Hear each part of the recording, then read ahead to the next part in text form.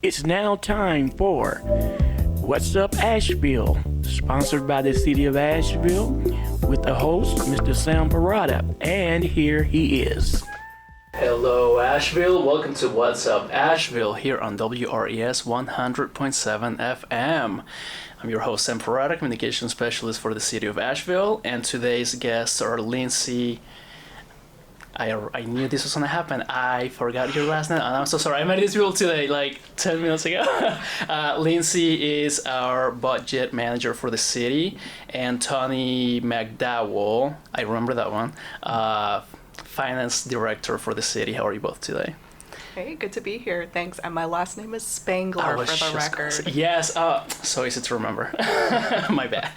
How are you, Tony? I'm doing good. Thanks, Sam. Good. Well, thank you for being here. Lately, we've been doing a lot of episodes and segments on Helene and projects related to recovery. So today we're going to do something a little different. It still touches upon the effects of Helene, but we're going to talk about the city's finances and what the next year is looking like and ways for you to get involved, as we do every year for the past few years, I believe, on how the city will push the budget. But before we jump into that, why don't you tell me a little bit about yourselves? What do you do? What your day-to-day looks like in the office? Sure. So I'm Lindsay Spangler, as mentioned. I'm the budget manager for the City of Asheville. I am actually on the new side, so I started with the city in July, and I moved here in September, right before our lovely storm. And yeah, so I've been here managing the budget, and we, day to day as we're working with all the departments throughout the city to kind of manage their budget day to day. If they need funding in one place or another place, moving it around or figuring out how to manage that process, having a hand in hiring and all of that stuff, and and then of course developing the budget for the upcoming fiscal year. So we can talk a little bit more about the process and what goes into that, but yeah, and I wanted to go back a little bit and talk about, you're managing a lot of different things, like managing obviously, hiring. So, since you haven't been here for that long and you're pretty much Helene Storm person, and your landscape for the city is recovery. So Tony, you've been with us for much longer before the storm. What changes have you noticed for your department specifically? Because you're very internal, but what has changed?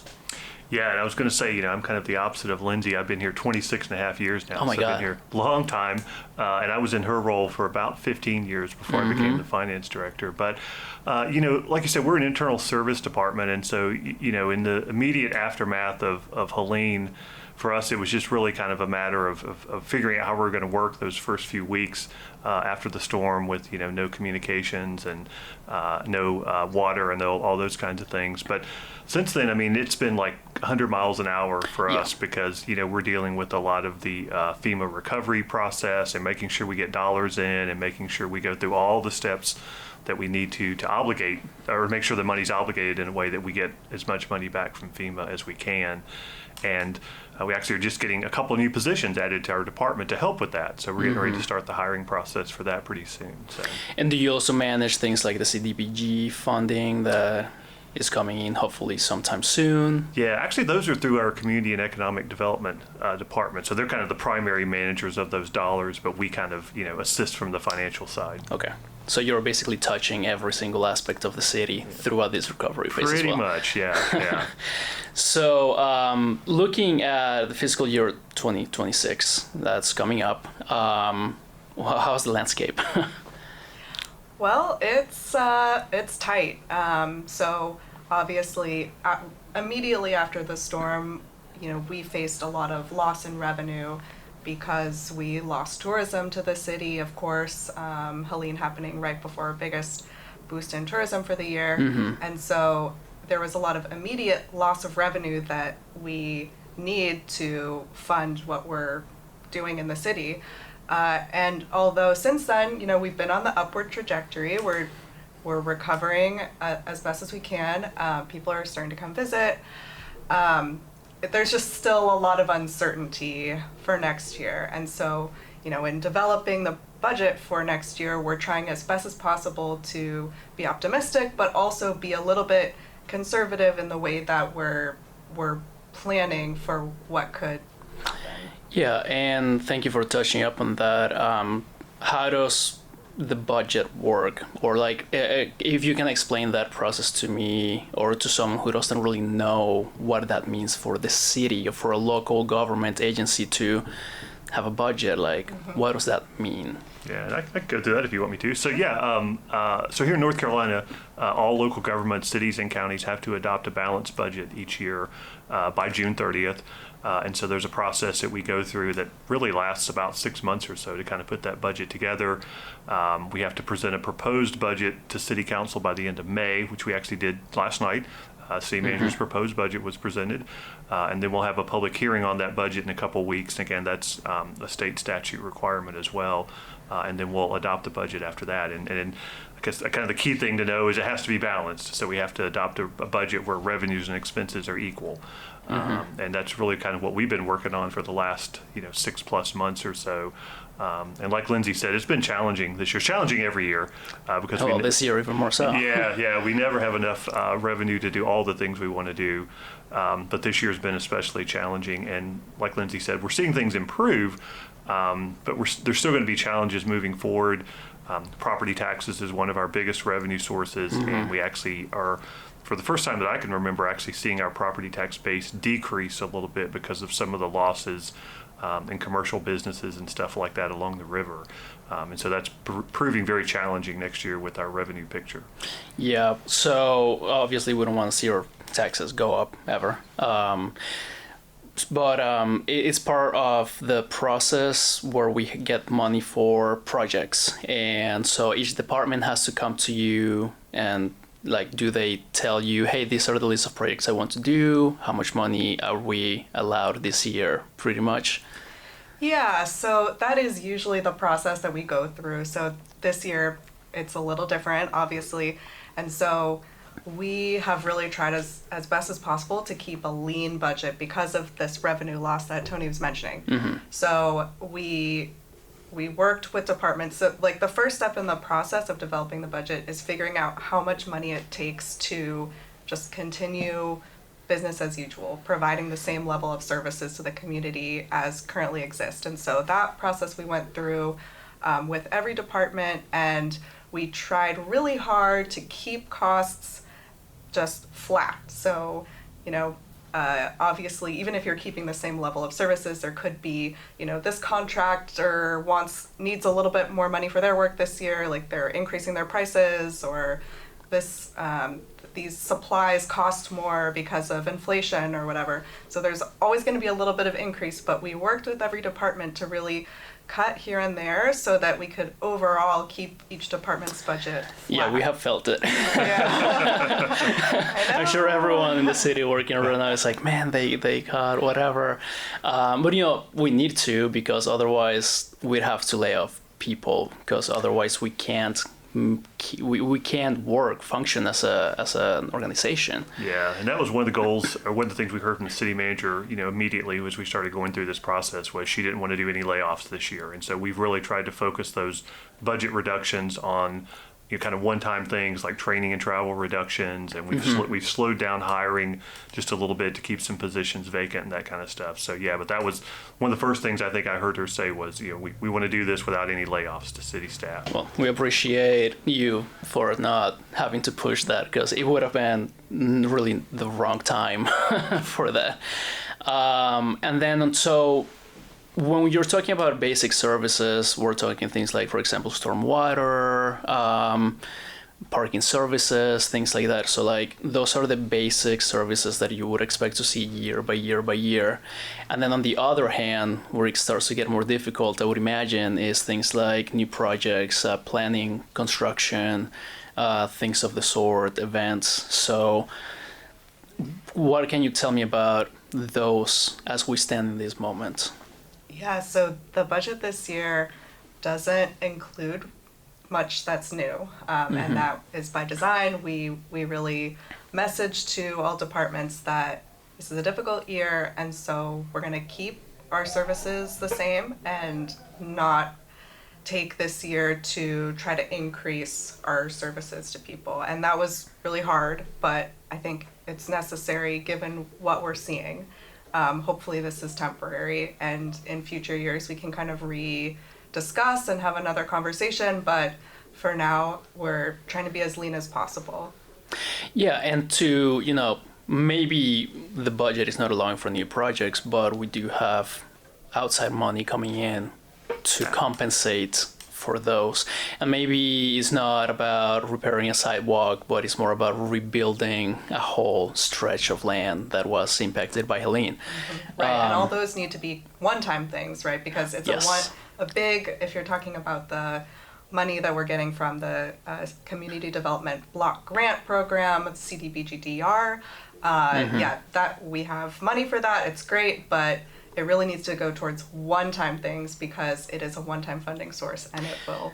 And we have 6-year time limit, and when that 6 years ends, I assume if a program starts with that, that's probably when the program is going to end too, because the city will not be picking up that slack, because hopefully recovery is done by then. Yeah, and there's going to be a lot of FEMA dollars also flowing in addition to the CDBG-DR money to help us rebuild some of the infrastructure and the parks and things down along the river as well. So folks are going to see a lot of activity and a lot of building in the next few years as we start to, build back after the storm. So. Yeah, and also I say this every time, but we're looking at 6 years at least. I guess by now 5.5, 6. Yeah, I don't know. Don't quote me on that, but it's gonna be a while. Yeah, and so Lindsay worked in New York City before coming here, and was there during Tropical Storm Sandy. Yeah. Wow. And you can tell. She said this a couple times. How many years, even after that storm, they were still working through FEMA. Yeah, absolutely. I was working in New York City's budget office before coming here, and I was there for the 10th anniversary of Hurricane Sandy, and yeah, we were still spending FEMA and CDBG-DR money at that point. So Well, New York's much bigger, New so York is way hopefully more it doesn't take us 10 complicated. years. Yeah. And maybe you should stop bringing, going to where the storms are going. Agreed. She's a storm chaser. Well, the storms are chasing you. Oh no. So I imagine the whole scope is different, and you could probably talk circles around me on how you come to decisions and the math involved into how much money is allotted to where and where it's coming from. So talk to me a little bit more about how your process affects council and how that then becomes, I don't know if I should call it like legitimate, and will be the proposed budget moving forward. Like, how does that work out? Sure. So in terms of timeline, so we, like Tony mentioned before, it's really like a 6-month plus process with council too. So council, I think in February, usually they have their annual retreat where they set their priorities for the upcoming year. And so that kind of gives us a baseline for the types of projects and programs that we want to make sure we have in our budget. So that's kind of like the first step. And then throughout the next however many months, we're putting together the budget, and then we have a few different work sessions where we go to council right before their official council meeting, and we have a budget work session with them. So we go to them to bring the details of how the budget's shaping up, what we're seeing in the projections for our upcoming year's revenue, what types of new programs are being considered. And so we were really working with them that whole time to make sure everyone's on the same page, make sure that when we get to the place we got to last night where we're presenting the budget, there aren't No any surprises. No surprises. Well, Yeah. council loves surprises. They surprise us sometimes. Oh, always. We try not to surprise We them. try our best. And then, so by that point, they should be well versed in what you're proposing, and then I imagine just like last minute changes or questions, comments, things like that. And then there's also the public comments, which we're about to jump in. But then once that is done, council approves and we move forward. And I guess, I don't know, I imagine every department gets like a big check. Like, here you go for the year.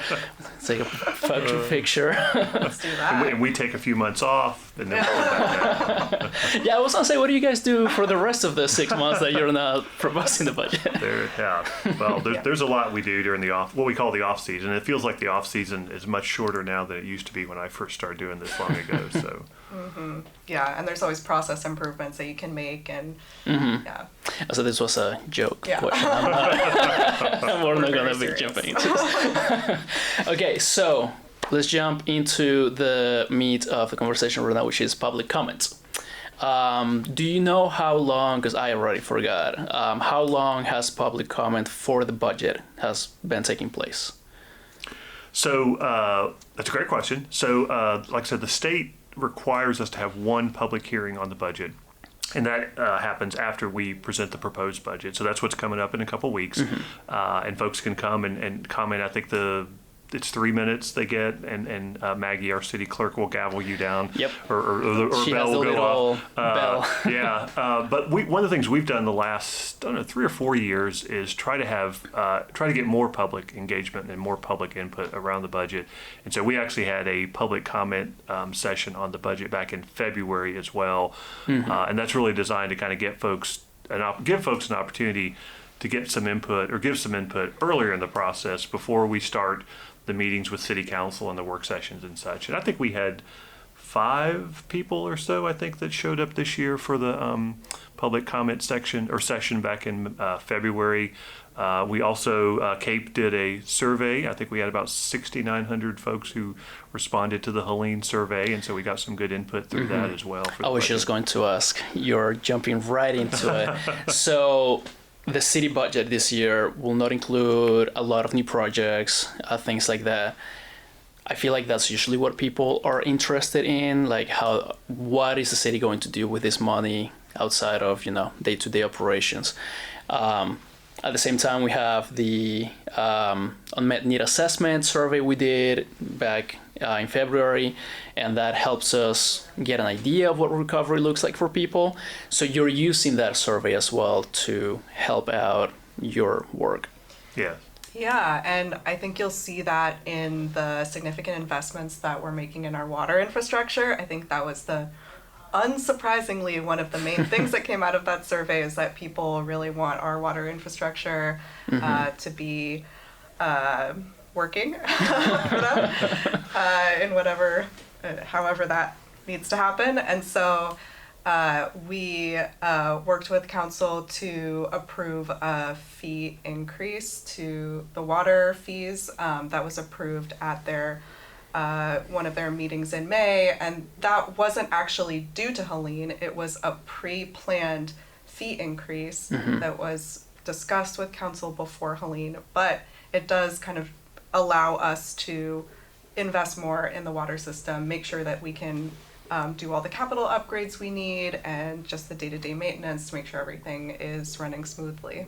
Okay, and I just bring that up mostly so that people listening understand that the budget public hearing is going to be different in topic than the whatever engagement happens with CDBG funds, FEMA money, projects that will be funded through different avenues. And more to come on that as the projects begin their process. So this seems to be like a very interesting year in terms of like what's going to be in the budget and what can be allowed and stuff. So what do you expect people, what do you think people can have an input in when they come to this public hearing in 2 weeks? Yeah, so that's a great question. I mean, like Lindsay said, I think, it's really a continuation budget this year. So there's not a lot of new spending on new projects and stuff like that in the operating budget. And we made a significant number of cuts this year as well, just to get the budget to balance. We're using some one-time revenues. So I think the thing that's probably piquing people's interest right now is the potential property tax rate increase that we included in the budget. And so I think when we have the public hearing in a couple of weeks, we're likely to hear from folks on that. And we did a lot of work with City Council and City Manager's office over the last few months to minimize the amount of that property tax increase. But again, I think that's probably going to be forefront in people's minds as they come and talk about the budget. So, And what do you have a message for people who want to come talk about it in terms of what can they do? What can you do at this level in the process? How do you take their input into account? And I know this is a hard-hitting question. I'm sorry for that in advance. I don't want to put you in the spot, but I do want to make it clear that this is a different, unique situation this year. If you want to come talk, if that's going to be the main topic, we want to make sure that you're feeling heard and that your opinion does matter. Yeah, I would say that I really welcome people who want to come speak about anything that's in our budget. And again, it's posted on our website, so you can find it there and look through it if you're interested. But speaking to the tax increase, I also welcome people's comments on that. I know that it's not just a frivolous thing, people's property taxes, so it's important for people to speak out. But I would say that, as Tony mentioned, we have done a lot of work to keep this budget extremely lean, and some things, are increasing in cost just out in the world. And of course, we have Helene, which has created this kind of hole that we're trying to dig ourselves out of financially. So I would just hope that people who come to speak understand that we have been really trying our hardest to minimize the impact to residents and property owners as much as possible throughout this whole process. Yeah, I would agree. And Lindsay mentioned the budget document out online that folks can look at, and obviously there's recorded video of all the work sessions that we went through as well. But I would say folks don't want to invest a whole lot of time going through the document or looking at those work sessions. The City Manager's budget message, which is posted online, it's like a 10-page letter. And it really does do a great job of kind of summarizing kind of where we're at with the budget and some of the things some of the process we went through and some of the things we're doing. So I'd encourage folks to take a look at that. Yeah, and I'll be the first person to say that sitting through the council presentations and the slides and everything, it is not easy. It's a lot of information with a lot of numbers that sometimes I just don't understand fully, but it's all there. So that can be a great place to start and see. If you have any ideas or comments, read it, I guess, and come tell us what you think about those specifically. Use it to put yourself to sleep at night. You can maybe see me in the back of one of those sessions just nodding off a little bit. But I think that, we talk about all of this stuff. I think at the end of the day, we can't really function without this process. If you have any comments or questions, just come and air them out. There's always a chance that council will alter a decision or whatever. That's why we have them, period. So come participate. And this happens on the 27th, City Council on the 27th. May 27th, 5 o'clock, May 27th. Mm-hmm. So. And there's also an opportunity for people to go to the city's website and leave comment by email and voicemail as well. So, do you have an email address for that or a phone number with you? I don't have it off the top of my head. I don't either. Let me then, when we post this on social media, I'll email you and you send me that info. We'll post it there. Great, we'll get it out there. Mm-hmm. Okay, so once May 27th happens, and then we move into June, and that's when it gets approved. In that window between the public hearing and when the budget gets approved, what happens in between? So I think it depends kind of year to year. We kind of, we take the feedback we've gotten from the public at the public comment session. We're also getting feedback from City Council as well. And, they had a number of questions last night for us, which I think we're going to try to follow up with them in some kind of meeting in the next couple of weeks to discuss. So it's really kind of taking all that input and putting it together and hopefully arriving at that June 10th meeting and having no surprises and having City Council adopt the budget. And so, yeah, that's kind of where we're at now. It's the end of a long process for us. So we're glad to see it wrapping up. And then you move on into the off season. Then we move into the off season. And so I guess, we've really talked about the budget a lot. Is there anything else you want to say, or another message you want to bring out to people listening about the budget specifically for this year?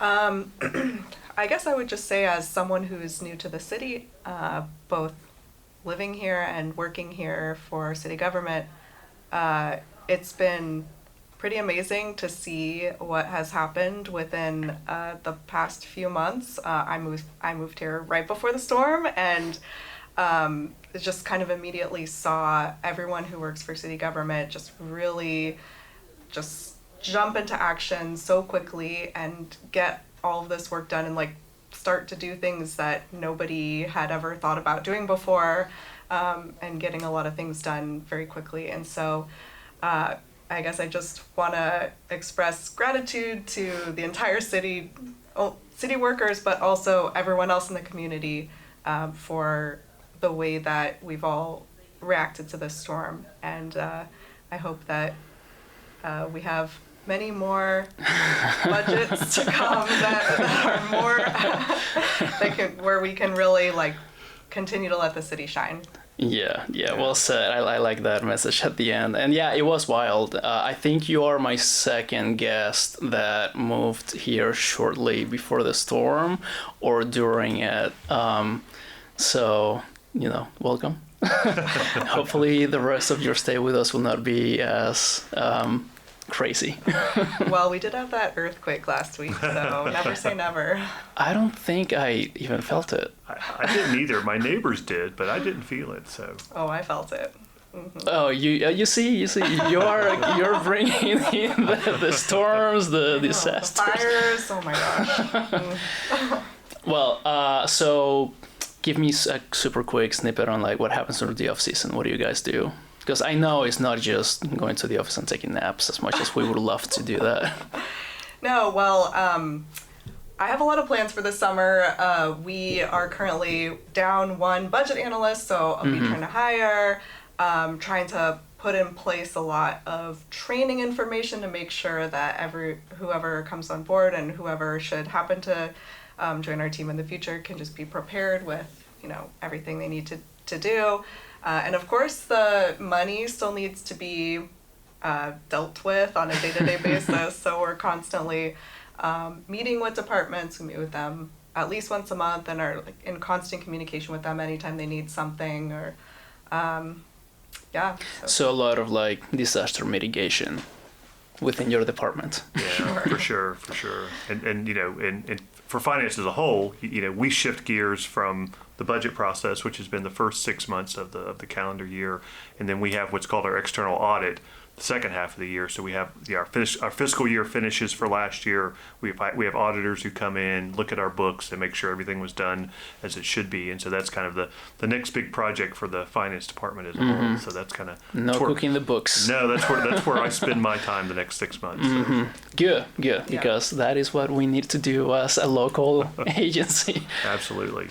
Yeah, also, I was going to say my official title is actually Budget and Performance Manager. And so kind of once we are not running with our hair on fire during the budget season, then we have a little bit more time to focus on the performance aspect, which is really making sure that we're spending wisely and making sure that like we're achieving the city's goals as they're set up by council.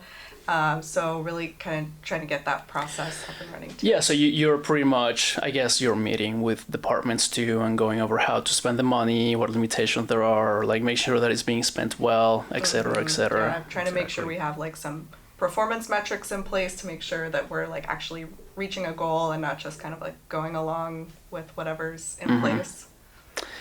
Okay, well, sounds like your hands are pretty full, and I am so sorry for absolutely butchering your name, your position. Well, next time you're in the show, I'll have like a sign that says like Lindsay Spangler. I think you did on purpose to make me feel more comfortable. Maybe it's your first time in the radio. You did well. But yeah, that's all the time we have today. Thank you so much, both of you, for coming tonight and telling us about where the money is coming from, because that is very important as we move forward in the next few years, as we recover and continue to provide services to the city. You guys have a great time. Thanks, Sam. I was going to say thank you for the opportunity to come do this. I appreciate it. Thanks for having And us. we'll see you next time on WRES 100.7 FM. What's up, Asheville?